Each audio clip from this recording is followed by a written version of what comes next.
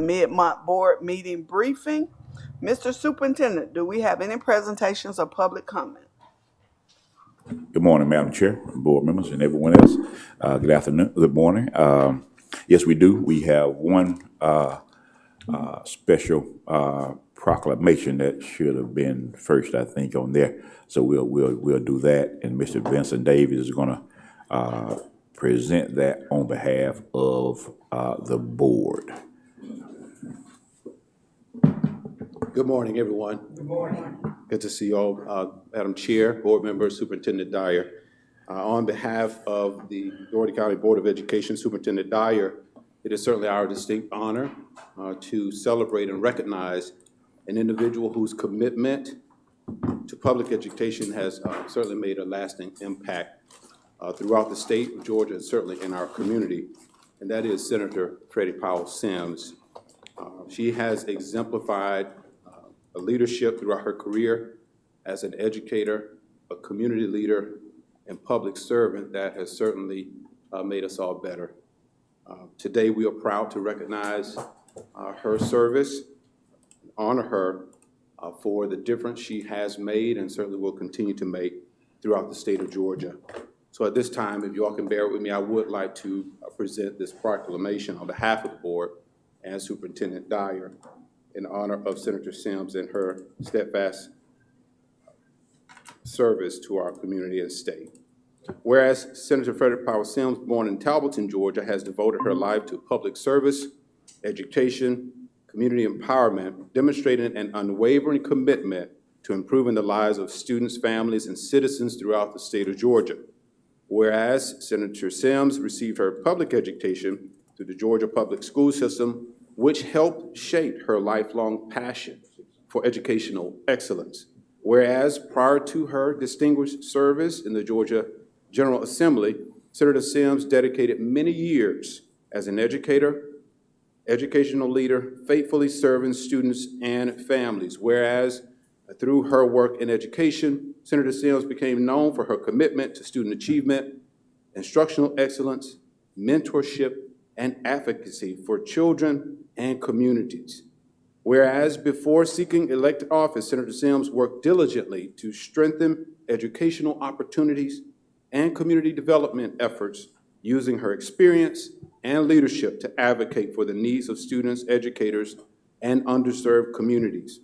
Whereas Senator Freddie Powell Sims has demonstrated an enduring commitment to public education through her distinguished service in the Georgia General Assembly, consistently advocating for policies and funding that strengthen schools. Whereas she has served on key legislative committees focused on education and youth, playing an instrumental role in reviewing and supporting legislation addressing equitable school funding, teacher recruitment and retention, student mental health, and improved academic outcomes for all learners. Whereas Senator Sims has been a strong proponent of increased state funding in public education, working to ensure that school systems, particularly those in rural and underserved communities, receive necessary resources to meet the needs of their students. Whereas her advocacy has contributed to efforts to expand access to early learning opportunities and enhance the overall quality of instruction throughout Georgia. And whereas Senator Sims has been a dedicated, influential advocate for the Dougherty County school system, supporting initiatives to secure funding for facility improvements, instructional resources, and programs designed to elevate student performance and close achievement gaps.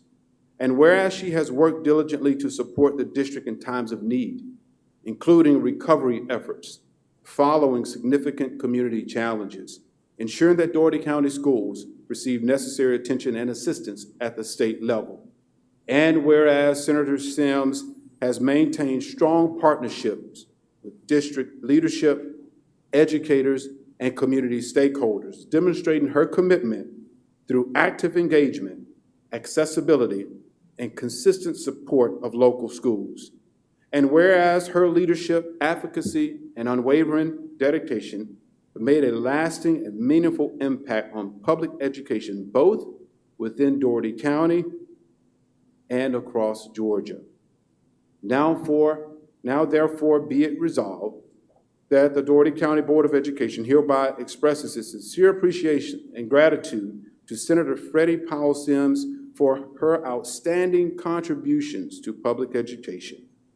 And be it further resolved that the Board of Education commends Senator Sims for her exemplary leadership, tireless advocacy, and continued support of initiatives that strengthen public education across Georgia and within Dougherty County. And be it further resolved that this resolution be presented to Senator Freddie Powell Sims as a lasting token of honor, recognition, and appreciation for her dedicated service and enduring impact on public education, adopted this 21st day of May 2026. Thank you.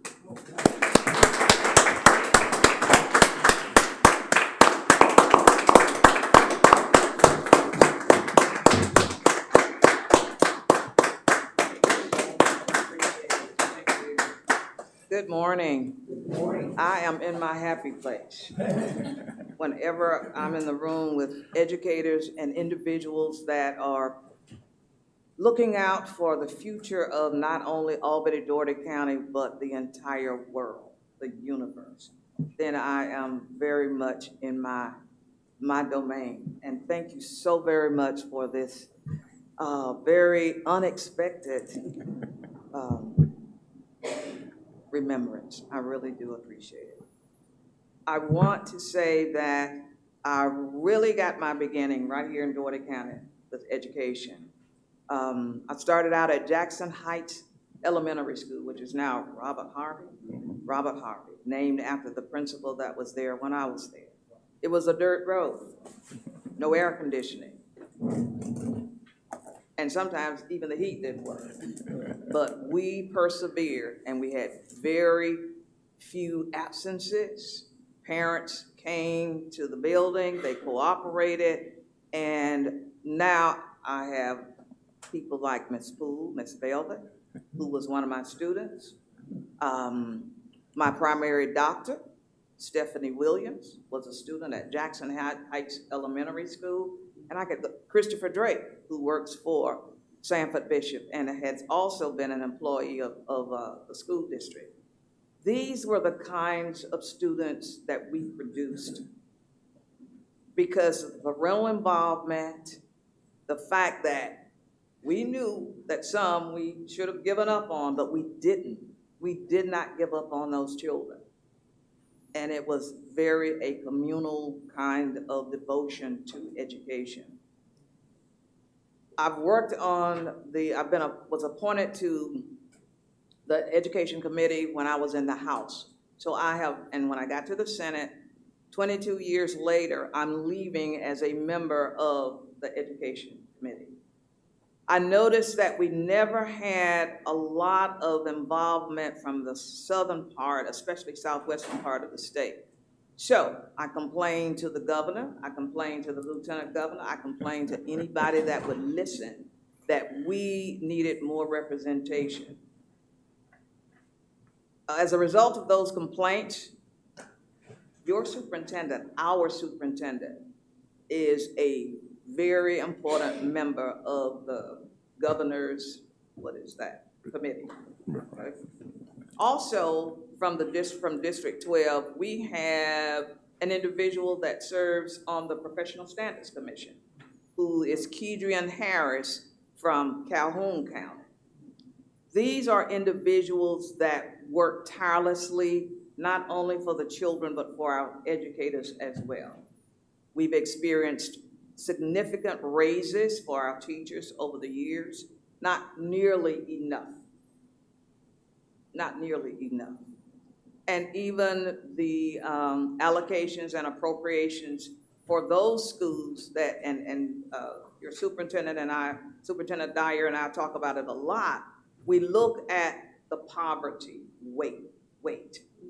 And we're gonna ask, and we've been asking for them to go back in and make adjustments so that your appropriations would be a little bit higher so that you'll be able to work through those challenges. There's a lot that could be said in education, but I know that you have business to take care of. As I leave the Senate, I will never, ever leave education. I will always be a teacher, always. The classroom was my love. Although I was in administration, I really enjoyed the teaching part of it. I like to see children grow and blossom and look at the end product. So thank you all so very much for allowing me to say thank you for what you do. You don't get nearly, I know you get all the problems, you get all of the gripes and complaints, but very few thank yous. This is a very tough job. It's hard. Serving the public, and especially the school system, is one of the largest employers in any county that we go in. In some counties, it's the largest employer. So we appreciate everything that you do. I'm always available to help where needed. And I do appreciate all of the things that you do every day, because it didn't stop at 5 o'clock. Am I right, Mr. Superintendent? That's right. That's It right. never stops at 5 o'clock. So thank you all so very much for allowing me to say just a little bit about education, and thank all of my friends. And thank you all so, so very much, and I appreciate it. You're not gonna get away that. Senator Sims, we're gonna get a picture if you don't mind. And we can get the yeah. Yes, ma'am. Yes, ma'am.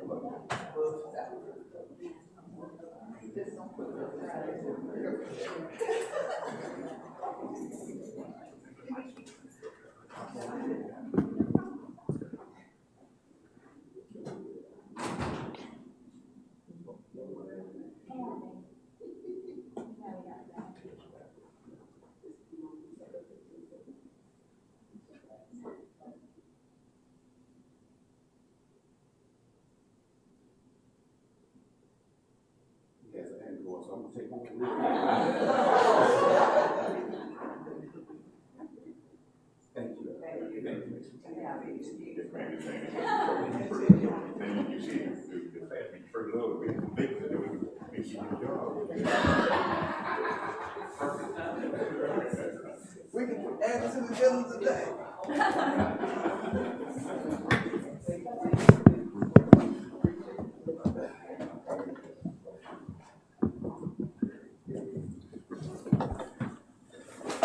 Okay, Mr. Superintendent, thank you again. That was a great surprise when she called to say, what am I supposed to be here for? I said, just show up at 11:30. So thanks again. Mr. Superintendent, do we have another special presentation? Yes, ma'am. Longtime partner with Dougherty County School System in various roles. Her current role is with Communities in Schools, and we have Ms. Cheryl Vincent come bring a few words. Thank you all for having me. Madam Chair, could I pass all of these up here to you? Mr. Davis to help you. Yeah, first of all, I wanted to thank you all for allowing me to come here. It's great being able to still be a partner with communities in schools and Dougherty County School System. It seems, as Dr. Dyer said, everywhere I go, I'm a partner with you guys. But so all of you hold a special place in my heart. First, wanted to unpack a few things with you today. I'm going to lay a little bit of the foundation. I'll give it just a couple of seconds to make sure everybody has a packet. And no, you're not fixing to have to go through every single line by line, I promise. First thing, I wanted to unpack those few things. One of the reports that you have is the impact report. You notice the date on it, it says 24 to 25. When I first saw that, I was like, that seems like so long ago. The purpose of that report is it kind of rolls out at the end of the fiscal year. So that report that you have there are the ending numbers for the fiscal year ending in '25. The fiscal year of '26 will not roll out until after June 30th, after all the final numbers have been looked at and all the data has been completed. Now, I know you're probably wanting to look at numbers for today, and those are the preliminary numbers. On your one-pager that you have on the top of that impact report, those are some one-pagers that we had our data team put together, and those numbers are as accurate as of about 10:30 last night. So that's how accurate those numbers are. And one of the important things I want you to look at is that number is 8,483 total Tier 2 and 3 supports. That number, I'm honored to say, has almost doubled since the year before. When you get an opportunity to go through your impact report, last year's number was 2,901 Tier 2 and Tier 3 supports. Those are groups and case management. And those supports there include, like I said, a case management. It could be hygiene products, whatever supports that our students need within the Dougherty County school system. Some of the other numbers I wanted you to look at as later on when you get ready to go through the impact report, 74% of chronically absent students improved their attendance by an average of 2.6 additional school days. 82% of students with behavioral challenges improved, with suspensions reducing by an average of 0.7 incidences, and 45% recorded no suspensions over the entire year last year. 99% of the students were promoted system-wide. So all of these numbers are ones that are going to be updated when this next year's impact report comes out. This past year, looking back at the one-pager, there was 5,800 total support hours. That's between all of our sites. 293 school supports, 3,404 basic needs items were provided for our families. 4,482 formal check-ins conducted. We do require all of our case managed students to be able to have 2 formal check-ins per month.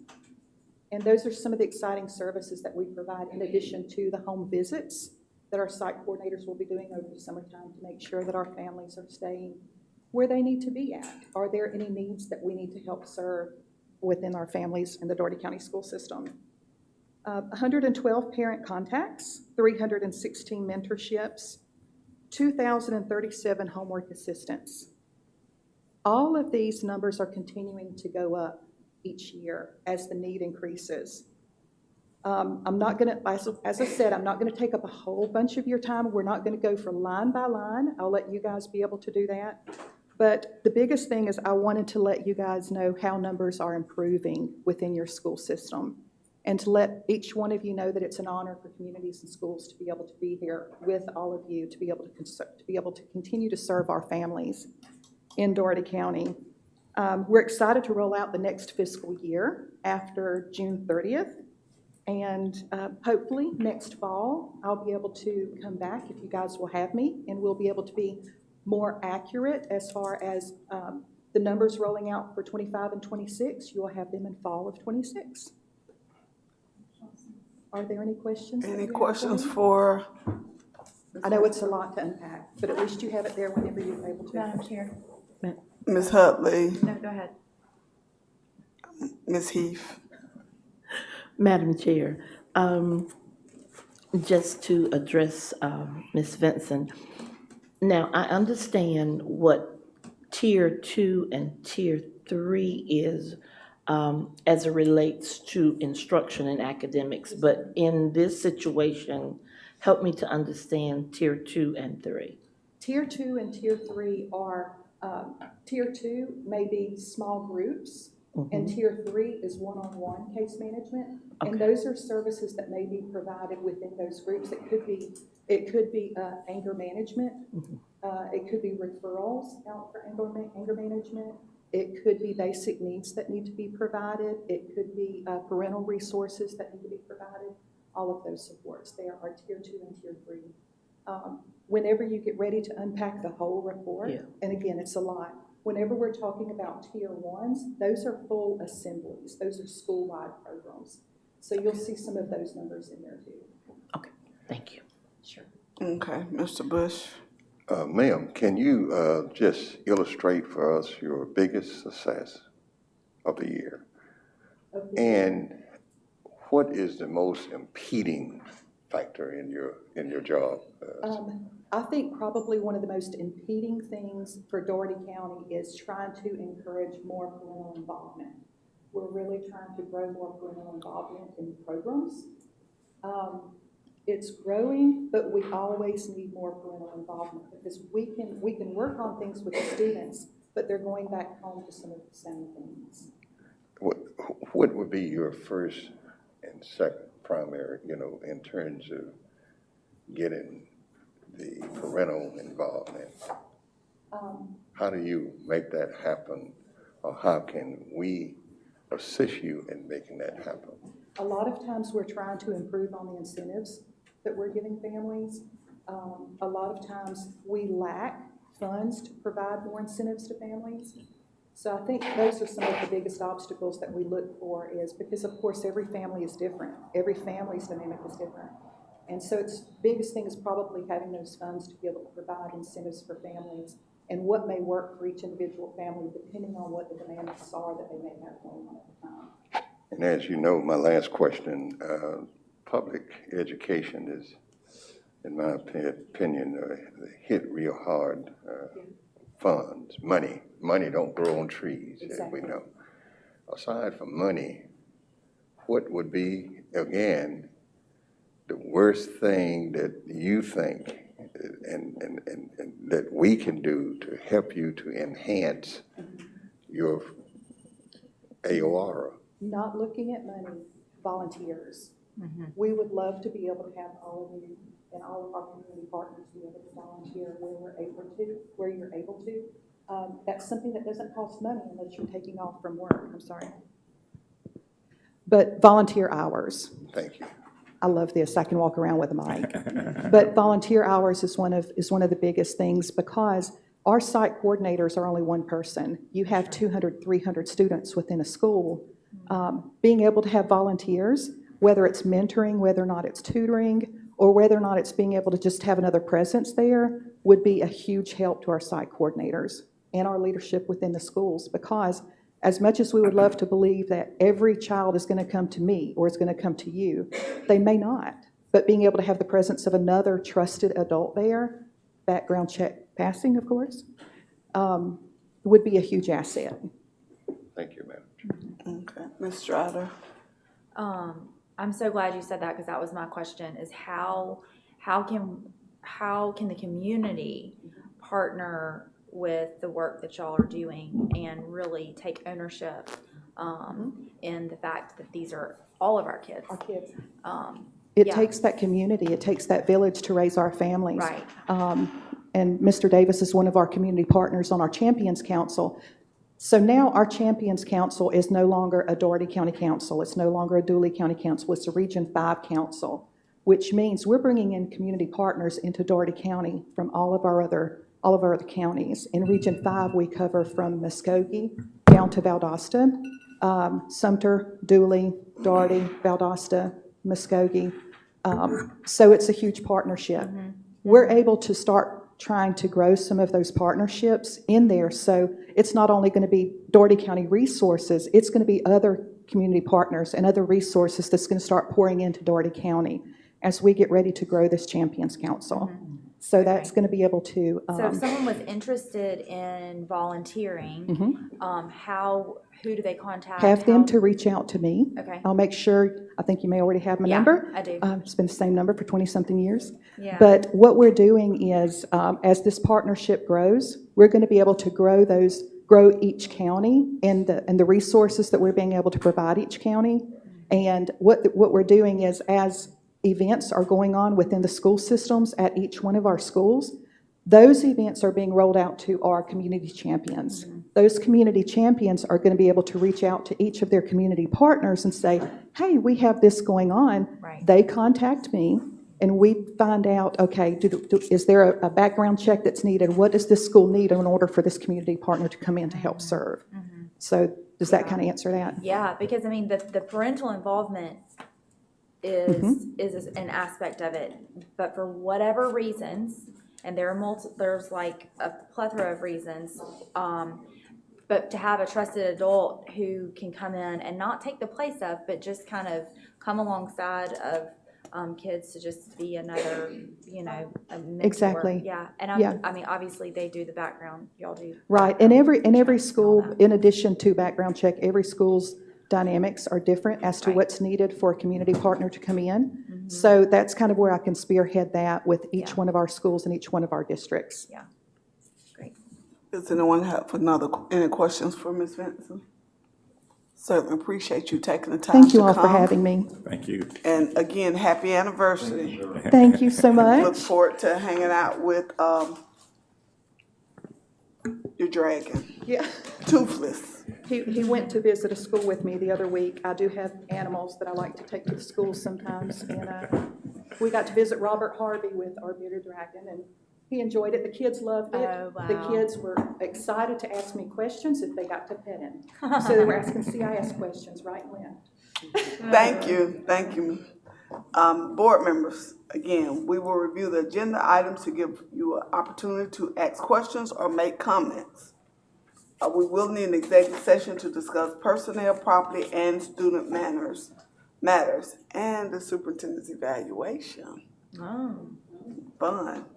Board members, do you have any questions, comments for the agenda? And it's in concluder of the minutes of the regular board meeting on May 11th. Any questions? Item 2, consideration recognition of employment of personnel. Item 3, consideration of release of personnel. And I know you had a question, Ms. Hand, on item 4. Dr. Hand, Yes. would you like to ask that question? Well, the questions that I asked, Mr. Fields have already answered those questions for me. It was 4B, 4C, and 4D, and they were answered. Okay. Thank you. Item 5.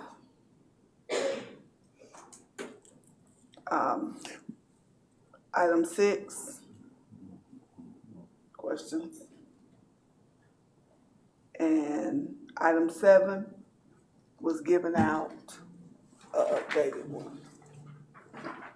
And I'll include some of that discussion during my report, Madam Chair. Okay, so we'll wait on those.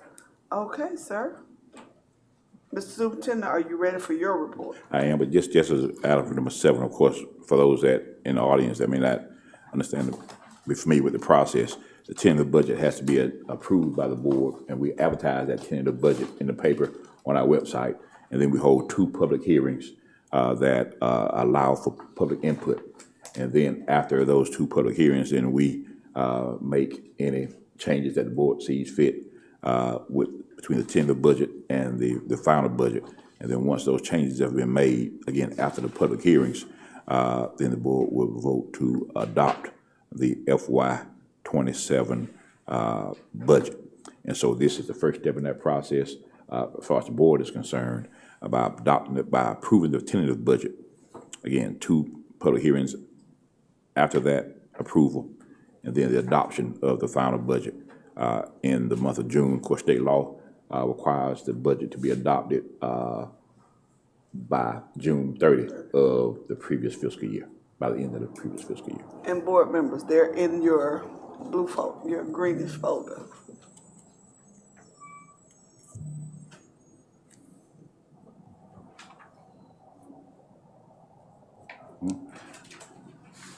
That's it, ma'am. Yes, we're ready for your report, Okay, sir. all right. I was thought something was wrong with the Wi-Fi.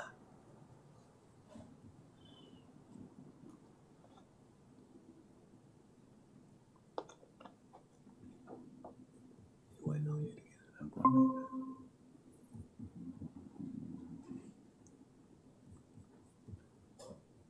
There it is. Thank you.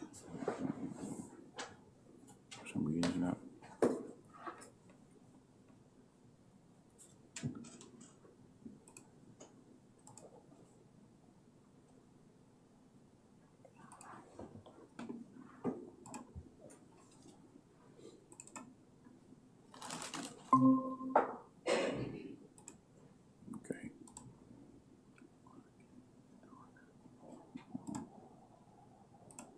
All right, I think we're here. All right, the vision of the Dougherty County School, this is, Still not connected. it's not what's showing on my screen.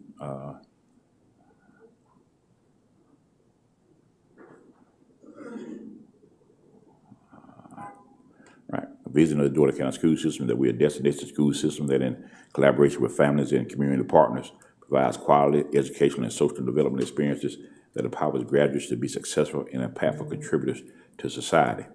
The mission of the Dougherty County School System is to meet the academic and non-academic needs of its students with rigorous and relevant educational experiences that equip them to succeed in life. A topic of discussion today will start with policy revision updates, and Dr. Finley will cover that part.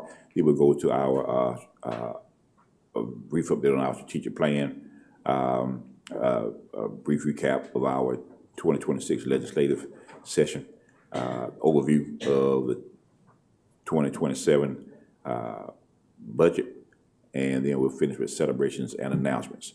At this time, I turn the floor to Dr. Finley for the policy revision updates.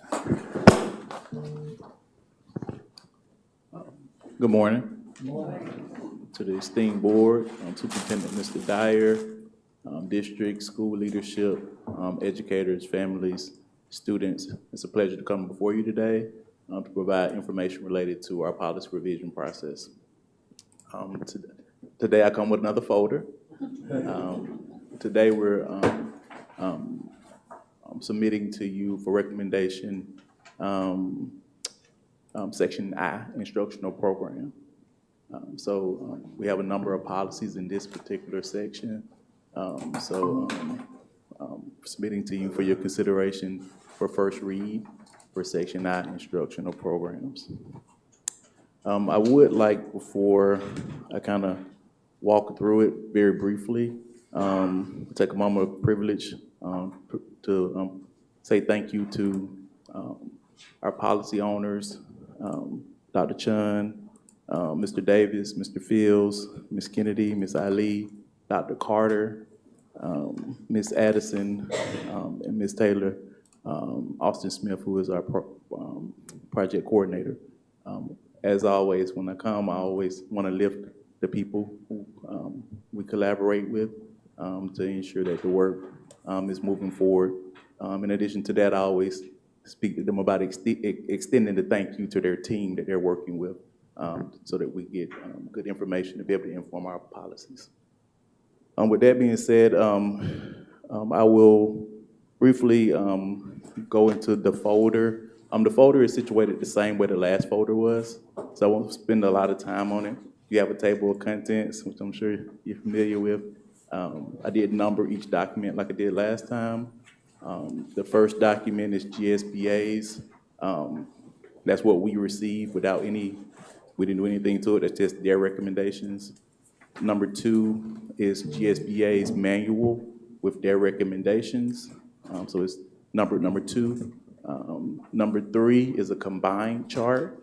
Within that chart, you will find GSBA's recommendations on the left, and then you'll see DCSS recommendations on the right with rationale.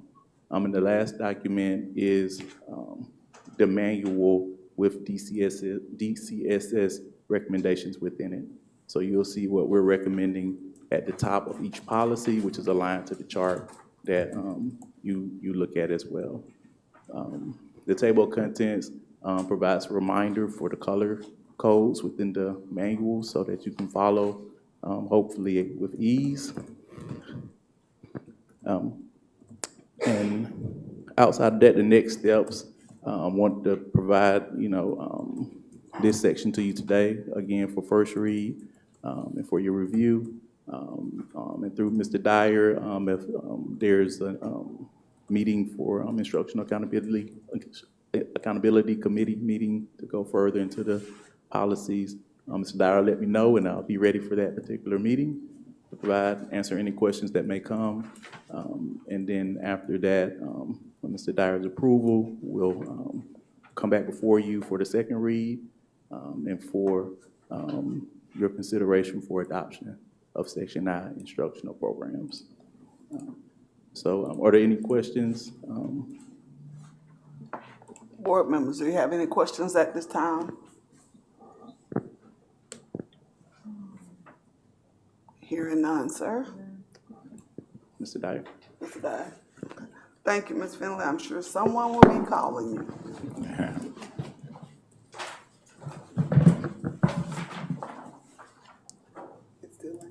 That's right. Yeah, thank you, Madam Chair. Thank you, Dr. Finley, for you. Oh, sorry.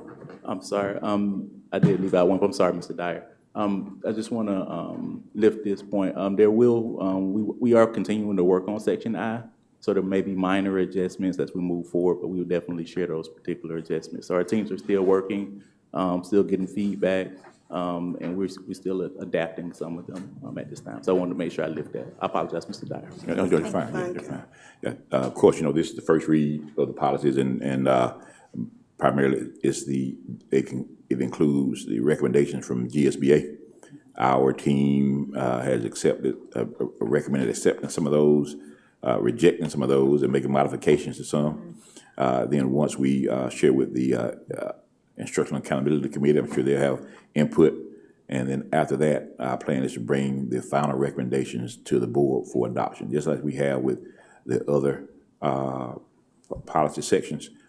In some policy sections, they're not as extensive, so we didn't go through a committee per se. We did with finance and personnel, and we will with instruction, and with Section J, which is coming next, which is one about students. So that'll be our process moving forward. Again, expect some changes from what you see in the first read to what's presented during the second read. And we'll move, continue to move forward. And of course, our strategic plan, our priorities are first, early literacy and academic rigor and relevance. And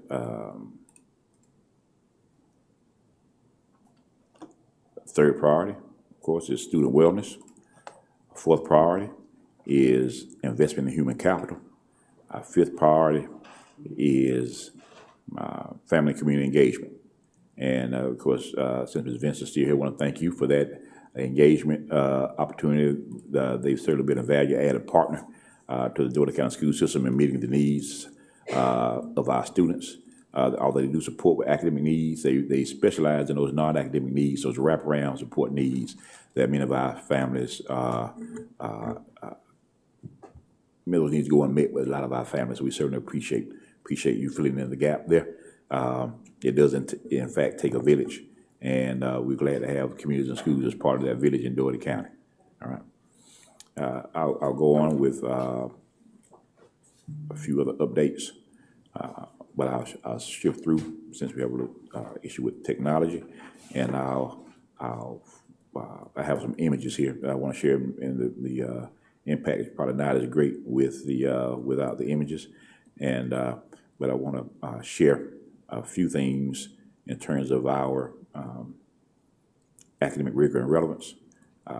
You see on the board agenda the item number 5, the recommendation to approve the 5-year charter system contract. And that is, I think I mentioned that at a previous board meeting. Every 5 years, our charter is up for renewal by the Georgia Department of Education. The process is, it goes, we submit information regarding our performance, and it's submitted to a charter review committee. And then after the charter review committee, they make a recommendation to the full Board of Education, Georgia State Board of Education, and they act on that recommendation. The charter is a contract, and in exchange for the flexibility that's provided in the contract, they expect school systems to grow at a faster rate or pace than they would without that flexibility. And so one thing they look at our rate of growth, or a charter system's rate of growth compared to the state's rate of growth as one thing. And they also look at what other flexibilities have we used and how that's impacted our operations and our performance. So if you get the flexibility and you don't show growth that outpaces the state, then there's a likelihood that your charter won't be renewed, or that it won't be renewed for a full 5 years. You'll be on a provisional or conditional basis on a year by year. And that has happened, never happened to us. It has happened to school systems throughout the state.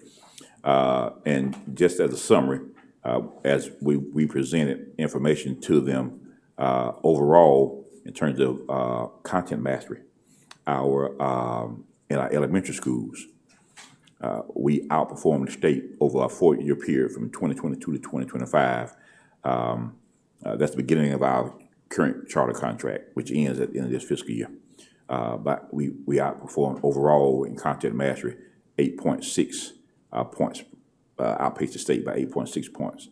In ELA, 7.10, and math, 88.8, and the literacy, almost 11.5. In middle school, we outpaced the state by almost 4 points over that period. ELA was relatively flat, outpacing them by just 10 points. But in math, 6.8 points. In literacy, 4.10 points. And in high school, overall, 11.7 points. In ELA, 6 3/4 points. Math, 18.5 points. And in literacy, 6 points. So in every category that we measure, in every grade band, elementary, middle, and high, we outpaced the state overall and in every content area.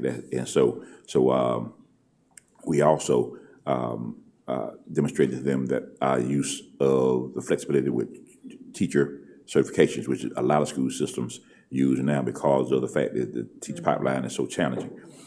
We noted the fact that we were the first school system in the state to be credentialed through the U.S. Department of Labor as a registered apprenticeship program for educators, and that we have recently been certified through Godot with our teacher induction program, knowing that we bring more teachers in from outside of traditional pathway. They need additional support, and so we have, not only have we looked at the bringing them in, but also providing them with the support that's needed. And we shared a few other items, but the primary thing with all those things that we talk about, we want to look at whether or not you're seeing results in your performance. And it's obvious that we are showing those results. They commended us on those results. They kept us on the consent agenda. Every school system was not on the consent agenda. They had some robust discussions about several school systems. But after our presentation, they kept us on the consent agenda, and they recommended approval of the contract. So that's why the contract is here for the board to approve. I think Reverend Bush had a question. Mr. Bush? Mr. Dye, thank you, Chairman. Will you please explain to an old country boy like me, what do you mean by when you stated that Dougherty County outpaced the state? What do you mean? In terms of growth, sir, in Yes, terms sir. of our content mastery, if there's no question that the state, well, the Dougherty County school system, raw scores lag behind the state, have traditionally lagged behind the state. And as Benjamin Mays quoted, "He who starts behind in the great race of life must forever remain behind unless he runs faster than the man in front." And so what we do is, since we started behind and we've been behind, we make sure we outpace them. So our rate of growth outpaces the state's rate of growth. In other words, that gap between the state's performance and Dougherty County school system performance is narrowing. And so our goal is to continue to see that gap narrow until we close it completely and eventually surpass the state average. And so that's the road that we're on. That's the journey that we've embarked upon, and that we're making significant progress toward that goal. Madam Chairman, the next interrogator is, Mr. Dye, how you plan to, my deputy state, Is the microphone on? pass? Is your mic on, sir? As my daddy used to say, Mr. Dye, how you plan to catch up with them and pass by them? Well, sir, like I said before, I like to quote people that when they make sense. And there's a quote that says, "People are not your greatest assets. The organization's greatest assets. The right people are." So it starts with investing in the right people, making sure we have the right leaders in the building, make sure we have the right teachers, provide them the right support, And so the things I mentioned about our teacher apprenticeship program, our the teacher induction program that helps to provide support for them, the instructional coaches academy, which we talked about before, to provide the support for those teachers in the classroom, because we know an effective teacher in the classroom is has the number one impact on student achievement. The second impact on student achievement is right leadership in the building. So focus on making sure we have the right leadership in the building, and we've been able to provide support for them. So we're going to continue to do the things that we've been doing that have been working. And we also have some other things with our Tier 1 instruction that we'll be rolling out. I'm sure the Instructional Accountability Committee will hear about that in the next, within the next month or so, to provide support for teachers throughout. And then those wraparound supports, as Senator Sims mentioned, there are challenges that come with high poverty districts. And we're not immune to those challenges. In fact, we face a lot of those challenges. Because this board, Reverend Bush, that's kind of a loaded question. He knows. He says we have challenges and problems that other school systems don't have, but you can't make that as an excuse. You got to find a way to address it. And so what we're doing is we're finding ways to address it with our wraparound supports that we provide through communities and schools and other community partners to meet those non-academic needs that's stated in our mission, so that those non-academic barriers won't impact the students' ability to learn. So we're going to continue doing those things, Reverend Bush, look for new ways to meet those needs, look for funding since we don't have a poverty weight in our funding formula. You know, we've applied for and received over $50 million in competitive grants. And so we're going to continue to do those things that have gotten us this far with the intent of continuing to narrow that gap until we catch the state and surpass the state, and they'll be chasing us. Well, Mr. Dyer, the last question, I guess this might be a leading question.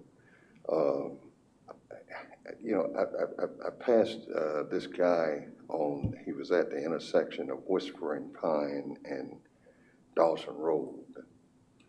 And he said, honk, blow your horn for Jesus. I don't know who all passed there and saw this, but I did. And I thought about the sermon that I heard. My great-granddaddy, my granddaddy preached it, and my great-granddaddy had preached it. And one day I'm going to preach it. Toot your own horn. I think, Mr. Dyer, sometimes we have to be aggressive in getting the word out, because no one is going to talk about how James Bush can pick a jury unless James Bush talk about how he can pick a jury. And I rest my case, Madam Chair. Yes, sir. Thank you. And I think the school system do a great job. We can do better about it too, but we do a great job. You ready, Yes, Mr. ma'am. Yes, Dyer, ma'am. to I complete? certainly am. Thank Yes, you, sir. sir. So Thank noted. you. And we brought that point up, and you'll see. I think you'll see a tremendous difference in that regard beginning very soon. Just a second, Mr. Dyer. Ms. Heath. Madam Chair, Mr. Dyer, I do have a couple of questions. I don't want to prolong the time, but do we have any schools who are not under the charter system? Do they have that option to opt out? We are a charter system. Every school. System. Yes, ma'am. So everybody Yes, ma'am. is in. Okay, my second question is, do we give schools a goal or a percentage when it relates to instruction that they have to meet? Say, for instance, when I was in the classroom and we wrote our plans, we had to say 80% of our students will max this. And I know that you're saying, and this is kind of piggybacking on Reverend Bush's concern about meeting, how far are we gonna push to exceed or whatever? But, and I know that some schools are here, and some are down here.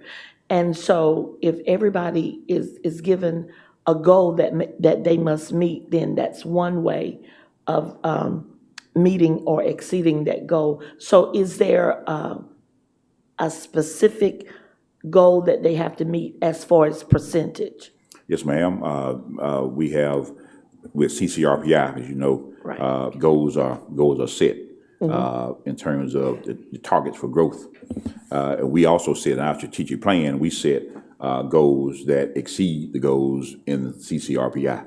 And so in every school improvement plan, you'll see a through line between the school improvement plan and our strategic plan with those growth targets that are in there. And at the end of this year, once we get our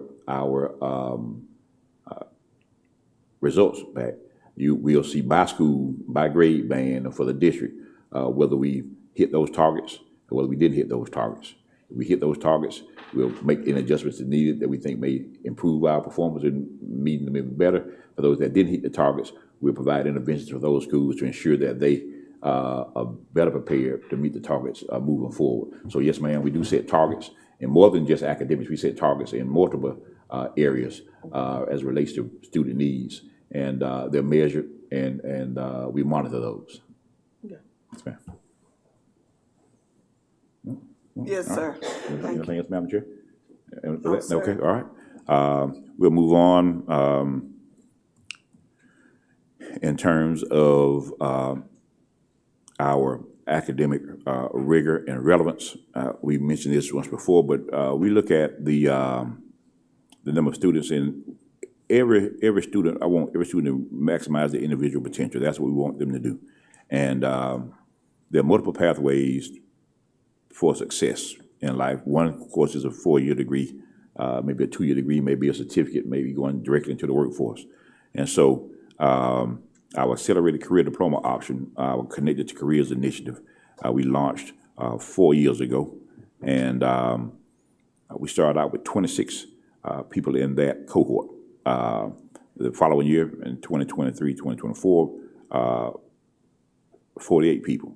This year we had 52 people. Next year we have already 84 people who've signed us. Those students get an opportunity to take an abbreviated set of high school courses, then go to the technical college and take career courses, earning 2 certificates of credit, technical certificates of credit, or a technical college diploma or technical college associate's degree. And then they would earn both their high school diplomas and their credential from the technical college. So we've seen that number double in 3 years, from 26 to 52. And you'll see another 50% increase, more than 50% increase from 2024, 25 to 2025, 26. We're going from 52 to 84. And in addition, we have also information regarding workforce credentials. We talk about our high school graduation rate, and we talk about how important that is, that we're in the 90s. And then you have some folks that say, well, the high school diploma by itself really doesn't matter. What can they do outside of that high school diploma? And so I want to make sure we understand that these people that we just mentioned, they're earning not only high school diplomas, they're also earning workforce credentials that prepare them for life after high school. And I have some data I wanted to share with you. In 2023, FY 2023, we had 601 graduates who went through a CCA pathway where they could have earned a recognized credential or credential of value, as they call it. 186 of those 601 earned that for 31%. In 2020, we saw that as an opportunity. In 2024, 684 students graduated, completing a pathway, a CCA pathway. 367 earned a credential of value or recognized industry credential at 54%. In 2025, 748 students graduated having completed the pathway.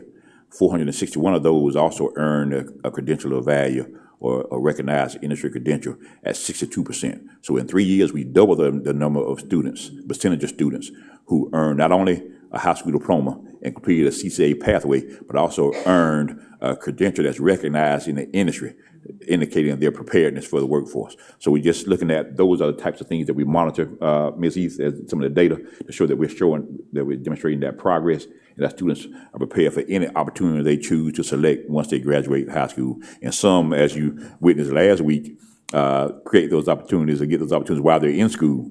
Again, we had 6 students who had an internship with Webster Rock, and they signed their letters of intent for employment last week. So they'll leave Dougherty High, 4 at Dougherty High, 1 at Monroe, 1 at Westover, and they'll go right into work after graduation earning a livable wage, a job with pays matches 401k, full health benefits, and a lot of other benefits.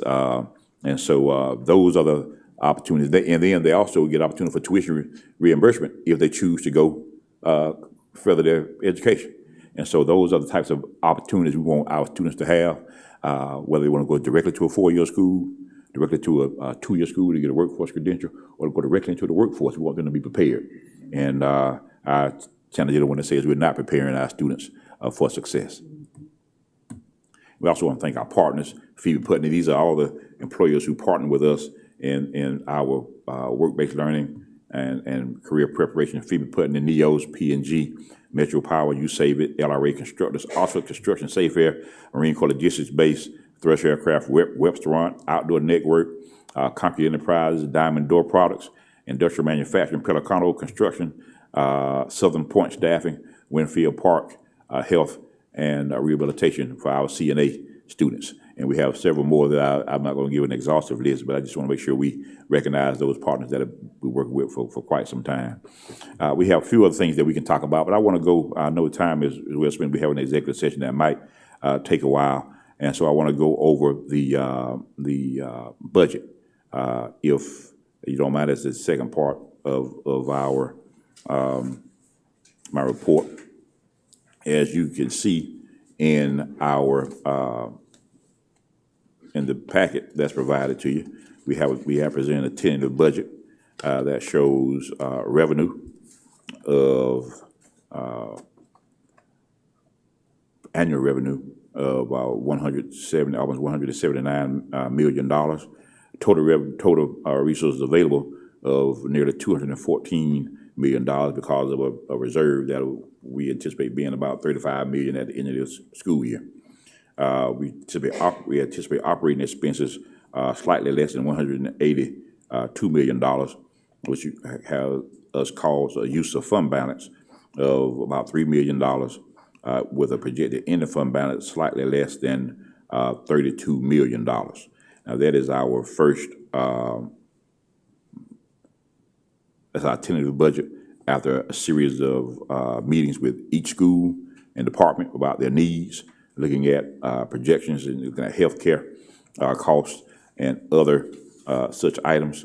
And just as a few notes, it assumes a millage rate continuing at 17.925, which is where that's after 8 years of reductions in millage rate. And the reason we're keeping that projection the same is because right now we typically have our tax digest by March or so. We don't have it this year because the county is going through reassessment, revaluation.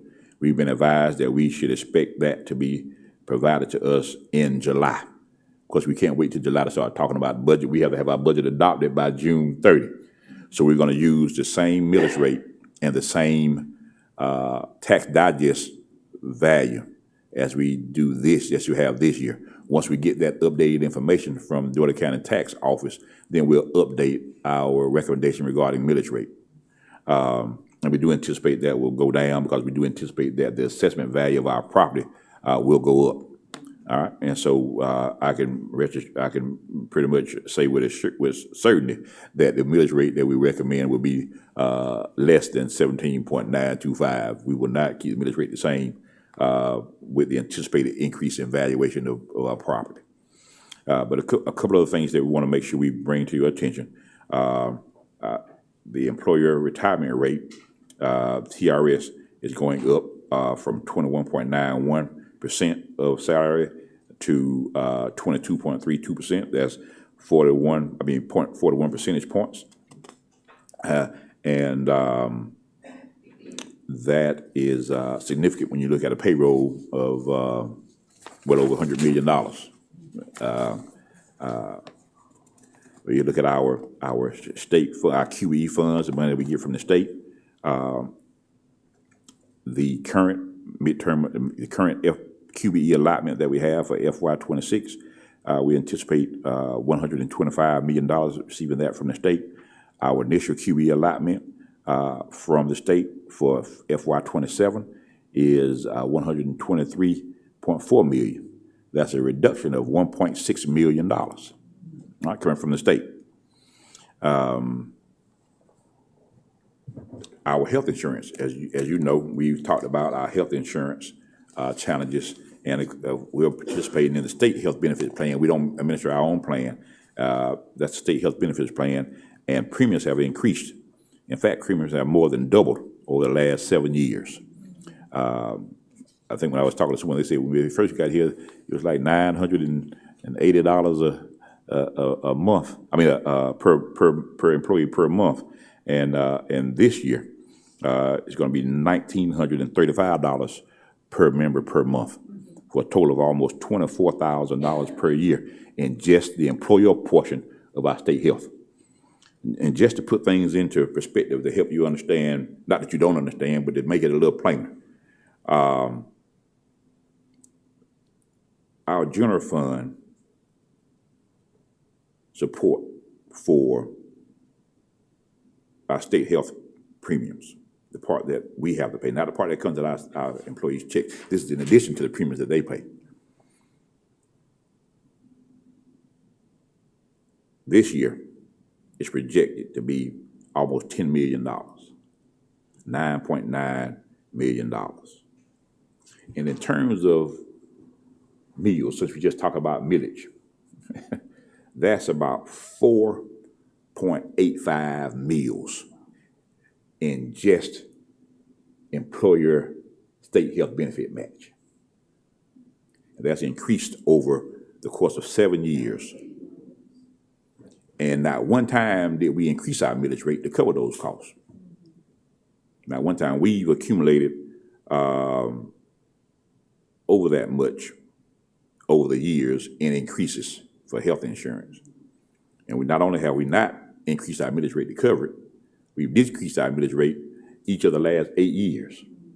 Much of this board's commitment to protecting taxpayer dollars and ensuring that we operate fiscally sound and as lean as we possibly can without shortchanging our students and our employees what they need. In addition to that, we've also increased our local supplement for our teachers to increase teacher pay.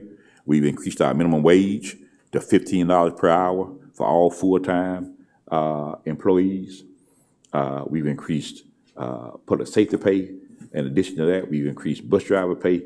In addition to that, we've increased, and for our custodians, our school nutrition workers, and those who participate in the public school employee retirement that don't participate in TRS, we've increased our employer match from 3% to 5% per year, all in alignment with our strategic priority of investment in human capital. If people are not your greatest asset, the right people are. You have to invest in them to attract them, to develop them, and to retain them. And this board has made that commitment at no small cost. And I appreciate your commitment to investing in our people.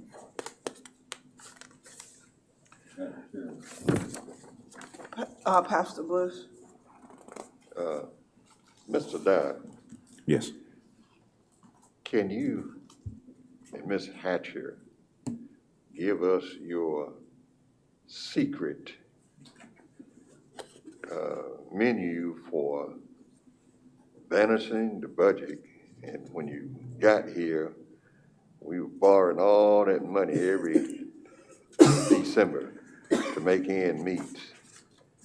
And now, you're an old country boy from Harris County, and Ms. Hatcher is from the big city of Albany. How do y'all come up with having over $33+ million in surplus? Tell us, please. Well, there's no secret to it, sir. It's just hard work. First of all, we have to have it helps to have a finance committee chair who will have it no other way, who has made a commitment to not raising taxes, and to have a board who understands that anybody can make easy decisions.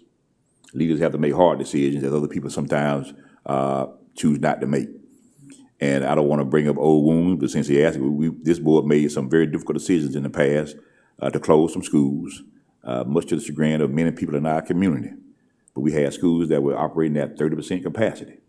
We were heating and cooling those buildings. We were paying to operate those buildings and maintain those buildings. And they had some a lot of sentimental value to a lot of people. And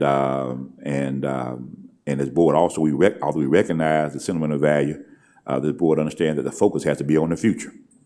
And with the focus firmly on the future, they made some difficult decisions to repurpose some buildings, saving us in operations costs that we were able to reinvest in classrooms and also build a reserve, largest reserve we've ever had in the Dougherty County school system, while at the same time, as I mentioned before, reducing our millage rate for 8 consecutive years. And that does not come by accident. That comes with leaders like Ms. Hatcher and her team doing the analyses that need to be done to look at options, presenting those options to our board so they be well informed, and the board raising their hand to say yes on some difficult decisions. And I don't take that lightly. And a lot of communities don't do that. They keep the can down the road, and without naming any specifically, you can see evidence of that throughout our state.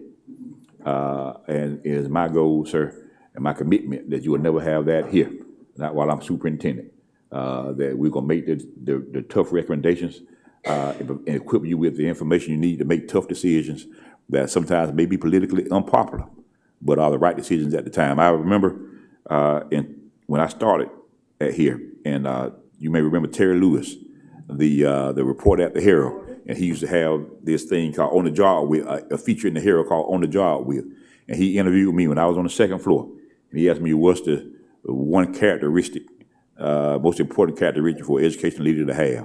And I said there's more than one. You can't have just one, but one important one is courage. And it's a quote in the paper. I still have a copy of it. The courage to do the right thing, even when it's not politically popular. And I think this board has demonstrated that courage. I think that Ms. Hatcher has demonstrated that courage to me because she knows I don't like to hear bad news, but she gives it to me straight. And we have our debates in the office. We come out on one accord, understanding that this is what's best for our school long term. So there is no silver bullet, sir. There is no magic formula. It's just being able to speak truth to power, face the facts and our realities, and understand that their solutions, they're just not always easy solutions.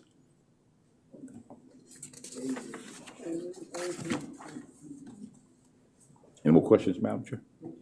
Don't hear any. Yes, sir. Can you report? All right. I'm going to skip because I know we may have some other discussions on that. And again, now this budget also includes some options that'll be presented and during our hearings, and so the board will know the full slate of options that are available to us. We represent options that don't require a use of fund balance or require a less of use of fund balance. And some options that require more use of fund balance. It all depends on the board's priority, but it's also, this includes enhancements. It includes the creation of an Office of Student Career Services that are going to focus on the 4 E's, enrollment into a post-secondary institution, employment in a high-demand career field, enlistment into one of the military service agencies, or entrepreneurship, if that's the path they choose. And so we're going to have an office that focuses on that to ensure that we're preparing our students for their future. It's also going to include an Office of Student Support Services under our Department of Student Support and Empowerment. It's going to focus on providing the restorative services to students in terms of behavioral supports and chronic absenteeism, which is a growing problem throughout our state and in Dougherty County. And so we're going to have resources dedicated to those areas.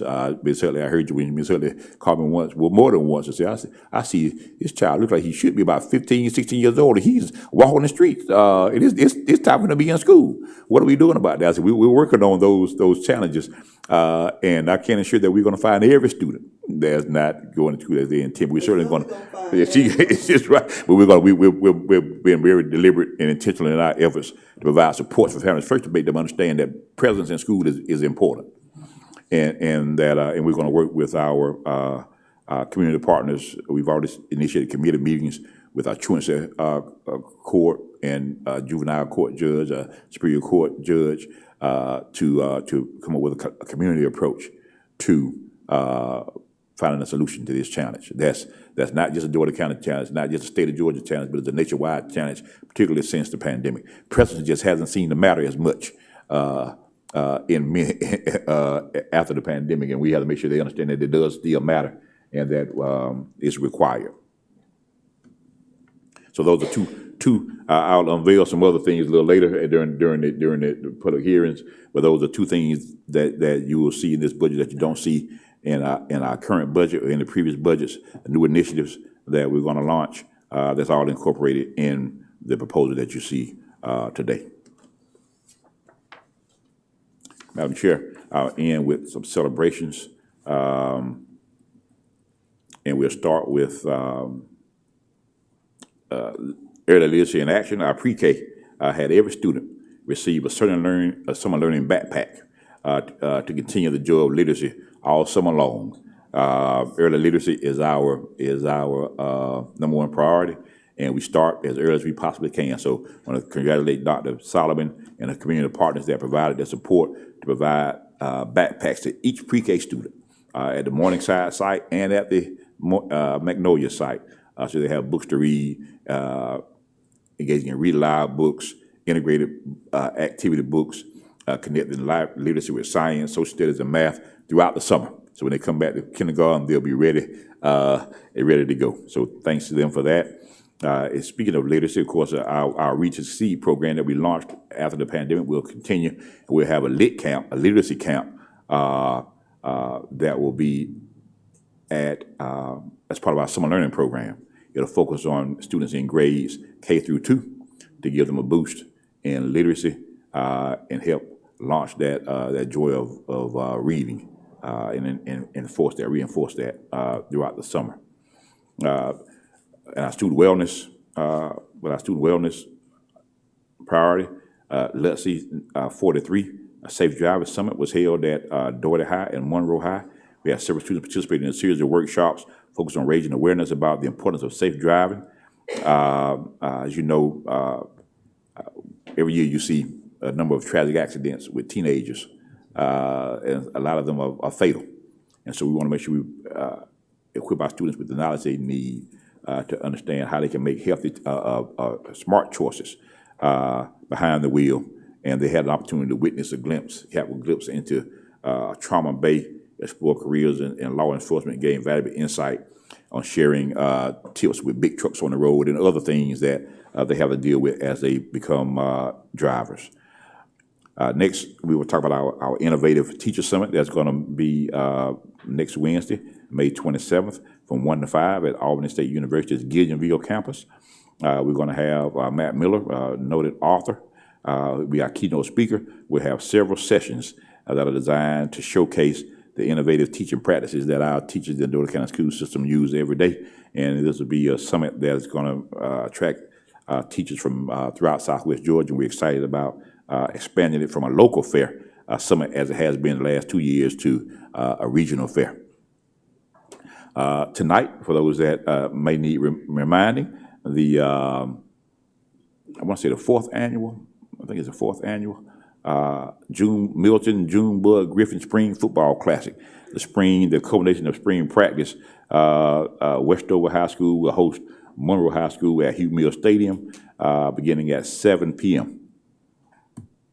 Last night, we had a special night, DCSS retiree banquet and celebration, where we honored and recognized 52 DCSS retirees with a cumulative years of service totaling 1,119 years. And they had a good time, I think. They had good food. The comments from the superintendent could have been better, but I'm going to work on those as we as we move forward. But I try to connect.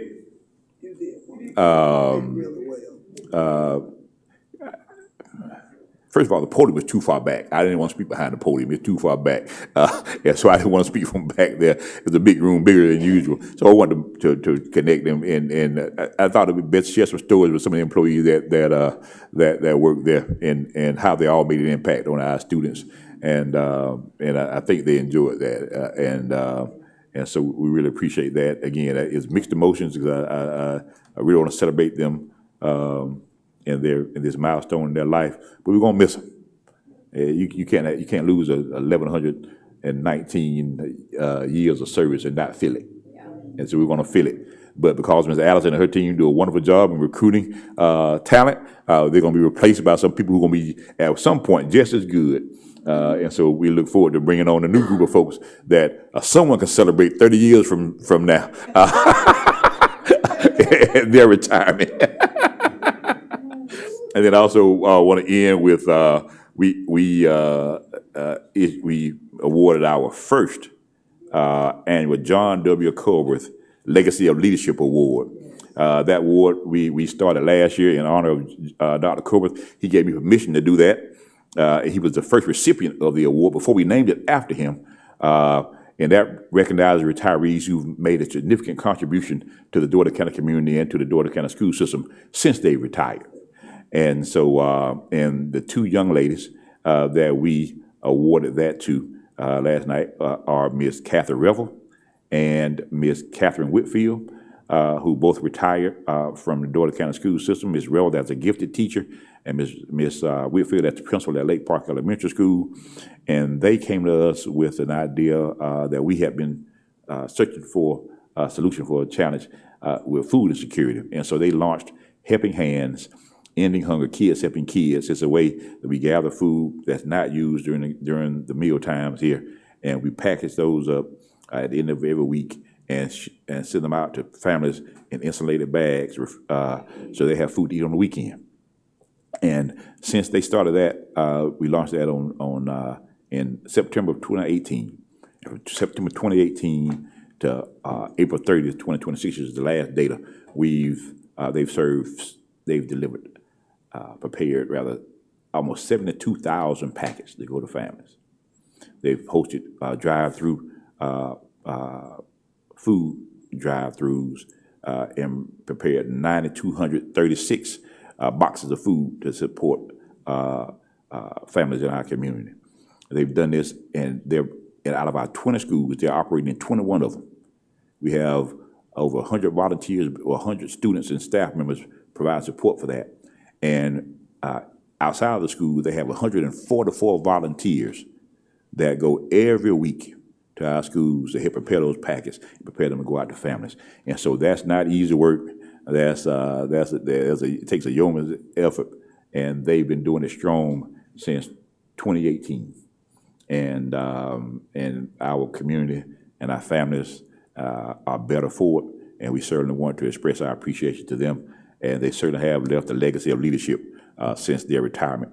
And I was very pleased to recognize them for that. And with that, Madam Chair, I end my report. And I do anticipate action after the executive session. But it's up to the board's pleasure to determine how we move forward.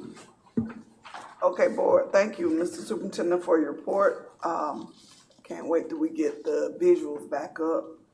But can we get a motion to go into executive session for personnel, property, and student matters? Madam Chairman, I make that motion, but I have a question for our illustrious superintendent. I have been stopped Ma'am? Can we go into, is it something with executive session? Ma'am? Is it something dealing with executive session? I hope not. Can we hold it for a second? Because I know we need to take a break. before I want executive to session? pose this question. Okay. It's a very simple question and that I have been asked, but I can't answer it. Mr. Superintendent, the assistant pastor of Mount Zion is renting, leasing or whatever, the building at Monroe. Is that an ongoing situation, or when is it going to terminate? And I've been asked that question. Yep. Reverend Bush, thank you for that question. And we've had this discussion at I forgot the date, but it was the meeting we had in at the City County Government Building. And there was a request for a long-term lease, a long-term rental, and for multiple months. And we decided that we would go month to month. And so the month-to-month lease for that organization is ongoing.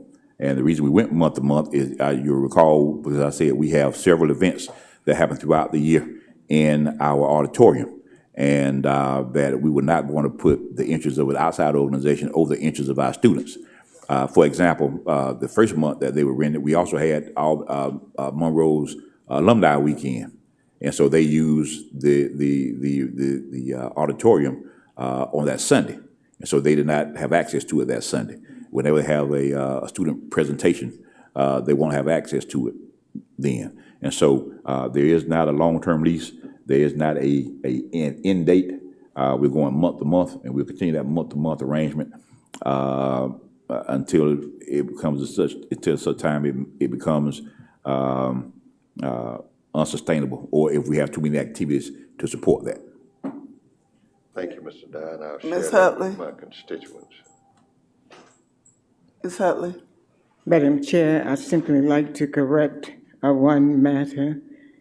The gentleman that is associated with that congregation that's renting month to month at Monroe is associated with the Christ Community Church, not at all with Mount Zion. The pastor of Mount Zion made it quite clear to the public that he is in no wise associated with that congregation. Thank you. Just like that clarity. Thank you for that clarity. Anyone else have a question? Ms. Stroud? No, but I second the motion to go into executive session. I don't think, oh, he got the first. You had Ms. Bush do the first. Okay, all in favor? Aye. All opposed? We're now in executive session. Board members, if you want to take a 5-minute break while we get everybody out.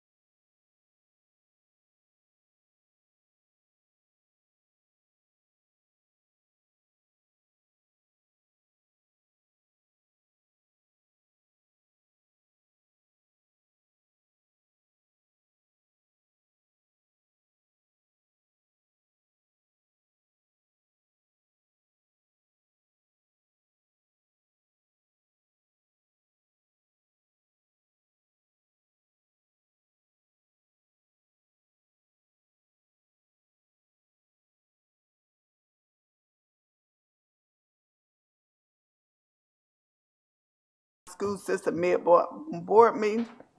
Call to meeting in order and ask everyone to stand for a moment of silence and the Pledge of Allegiance.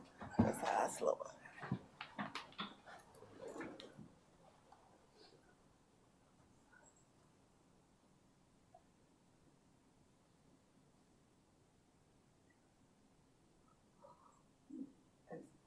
I pledge allegiance to the flag of the United States of America and to the republic for which it stands, one nation, under God, indivisible, with liberty and justice for all. Thank you. You may be seated. Mr. Superintendent, do we have any public comments and presentations? No, ma'am. Do we have a motion to adopt the agenda? Madam Chair, I move the adoption of the agenda Second motion. With the addition with with the addition of 2A? 2A. I have a properly motion and second. All in favor? Aye. All opposed? Agenda passed. Do we have any changes to the regular board meeting, May 11, 2026? No. Can I get a motion? So moved. Second. All in favor? Aye. All opposed? Okay, board members, I will entertain a motion to approve the consent agenda with the addendum. Items 2, including 2A. May I get a motion? May I have a Madam motion? 2 through 7. 8? Madam, Oh, the finance report.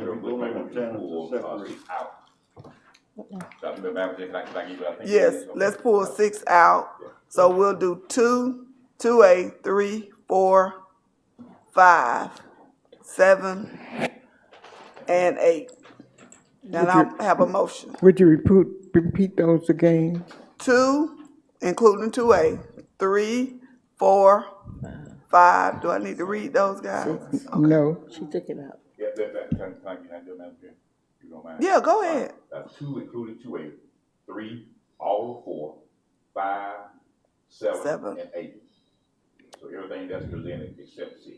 Madam Chair, I move that we approve the consent agenda 2, 2A, 3, all of 4, 5, 7, 8.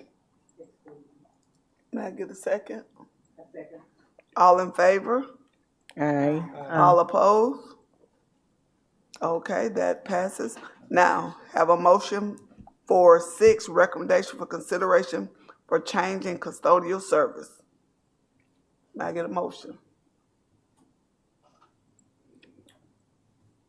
Madam Chair, I move that we change in custodial service to provide in advance of, okay. Okay, do I have a second? Second. All in favor? Aye. Aye. All opposed? No. So 2, oh, you got a question? You say no. I know we've already had the discussion, but my no is because we're unsure about the 5 to 10, all the facts. Do we have all the facts? I'm gonna have no facts. The only question whether or not we'll provide 5 and more years opportunity to stay, or 10 more years opportunity to stay. Yeah, that's the But I don't know that. Yes, ma'am. That's, that's my no. okay, That's why. so that's 4 to 2. So that passes with majority. Okay.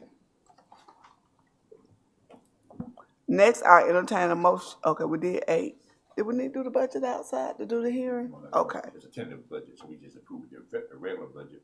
Final budget we have to adopt. And you will be giving us those budget Yes, dates? ma'am. Okay. I can give it to you right now. It's included in the packet that we Yeah, provided. they on the end. Okay, I hadn't turned that page. May 24th. Oh, it's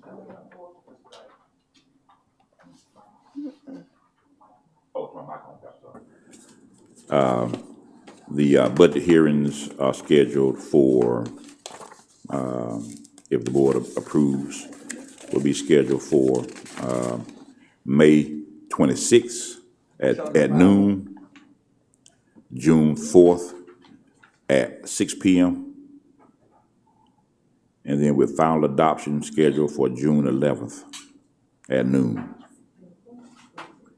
May 26th at noon, Thursday, June 4th at 6 p.m., June 4th at 6 p.m., with final adoption scheduled for meeting on June 11th at noon.